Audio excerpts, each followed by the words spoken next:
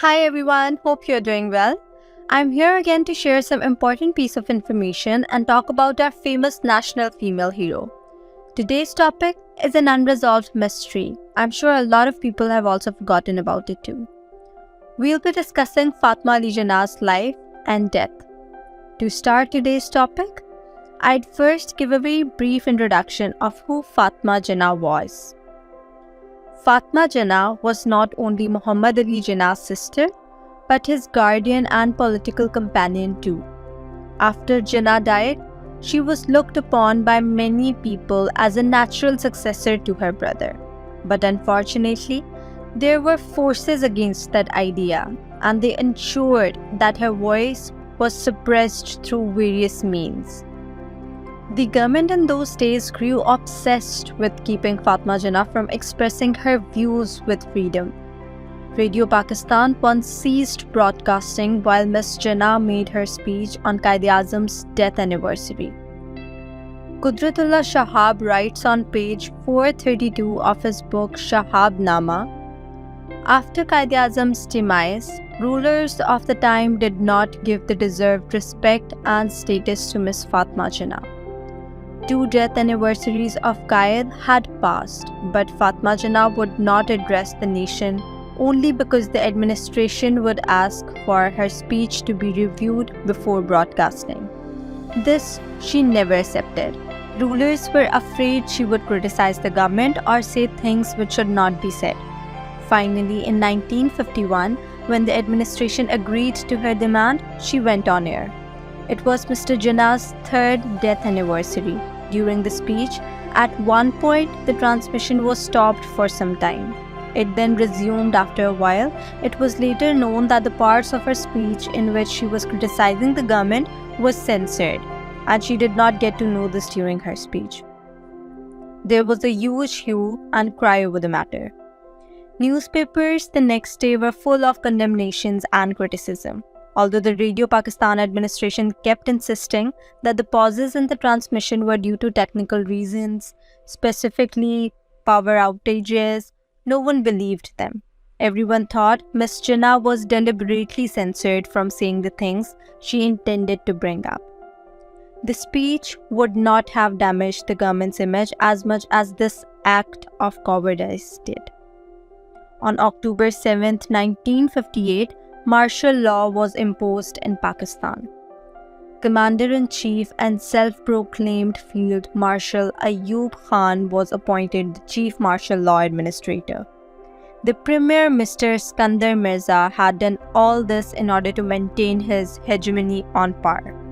However, on 24th of the same month, Ayub Khan robbed Skandar Mirza of all his powers and set up a military government in the country. Some of Ayub's political advisors suggested to him that he should become the president of the country, and so the ruling convention Muslim League nominated him as a candidate. Opposition parties nominated Ms. Fatima Jinnah to contest presidential elections against Ayub Khan. First, she was reluctant, but she soon gave in to the idea. The elections were held in January 1965. The opposition lobby believed that Ms. Jinnah would sweep the elections. The results, according to the Election Commission, were on the contrary.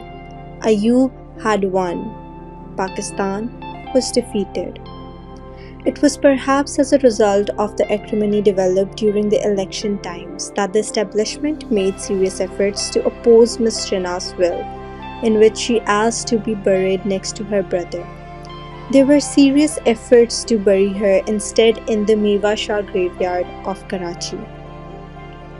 From the book Madre-Millat Fatima Jinnah by Agha Ashraf, it was said, Miss Fatima Jinnah had expressed it while she was alive that after her death she be buried next to her brother. Now the problem was where to bury her, since according to Mr. Abdul Hassan Isfahani Sahib, the government did not want to bury her next to Mr. Jinnah. The government had to face tough opposition over the idea. Commissioner, Karachi, was intimated that if Fatima Jinnah was not laid to rest next to Quaid-e-Azam, there will be unrest. Because of the risk of unrest, it was decided that the authorities would bury her at Jinnah's mausoleum. However, the unrest could not be avoided. There were almost 6 lakh people in Fatima Jinnah's funeral, including women and children. The story of her death, however, was also a strange one for the country. Many believed she was actually murdered. In January 1972, a man named Ghulam Sarwar petitioned a court regarding the matter. The news story on the application said that Additional City Magistrate Mumtaz Muhammad Beg had set January 17 as hearing date of an application by Ghulam Sarwar under Section 176 of the Criminal Procedures. According to the news report, Ghulam Sarwar Malik had written in his application that he was a respectable citizen of Pakistan and had utmost respect for Miss Fatima Jinnah. She was a great leader and an asset for the nation. She dedicated her life to democracy and upholding the law. In 1964, when she contested elections against Ayub Khan, she became a beacon of hope for the people of Pakistan. She was a hurdle in the way of group that wanted to remain in power. This particular group wanted to get rid of her by all means. On July 7, 1967, Miss Jinnah had attended a wedding ceremony and everyone witnessed that she was in sound health.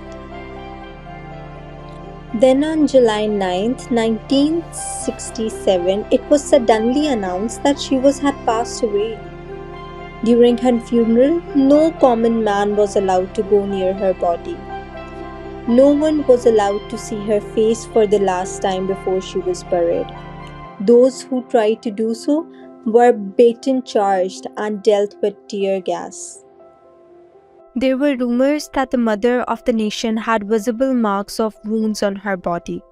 Malik Ghulam Sarwar said further that he had concerns that Fatima Jinnah was murdered. Later, Hassan A. Sheikh and other respected individuals too expressed similar concerns. The matter has also been highlighted in newspapers. Some even wrote editorials on it. On August 2, 1971, a local Urdu newspaper published a news report which claimed that Miss Fatima Jinnah had been murdered. The report included interviews of the people who had given her the ghusl. The news item quotes one of these hired men, Hidayat Ali Akka Kallu Ghusl, as saying that the corpse of Miss Fatima Jinnah had visible wounds on it, and there was an opening in her stomach which oozed blood and other fluids. Her blood-stained clothes were also with him as evidence. However, he said no one from the administration paid any attention to his request of inquiry, nor was the matter even made public. Other companions of Ghosal too confirmed the reports. Ghulam Sarwar Malik had attached copies of the news report with his application. He requested the court to initiate an inquiry into the matter. The court appointed Akhtar Ali Mahmood as the prosecution in the case. Fatima Jinnah was one of the most respected women in history. For Pakistan, she was the mother of nation.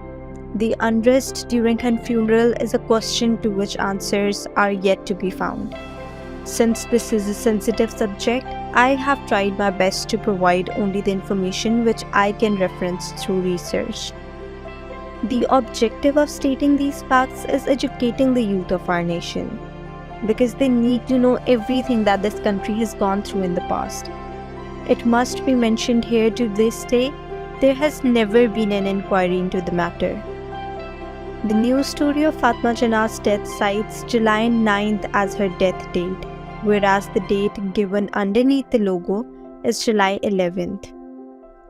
The discrepancy might be due to the fact that publishers at that time had to adjust for the delay in transporting newspaper issues to readers in different cities. Therefore, the date on the individual story should be considered the correct one. That is it from my side.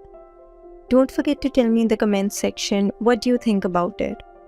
Thank you for watching the video. For more such informative videos, don't forget to subscribe to my channel and turn on the bell icon. Bye bye.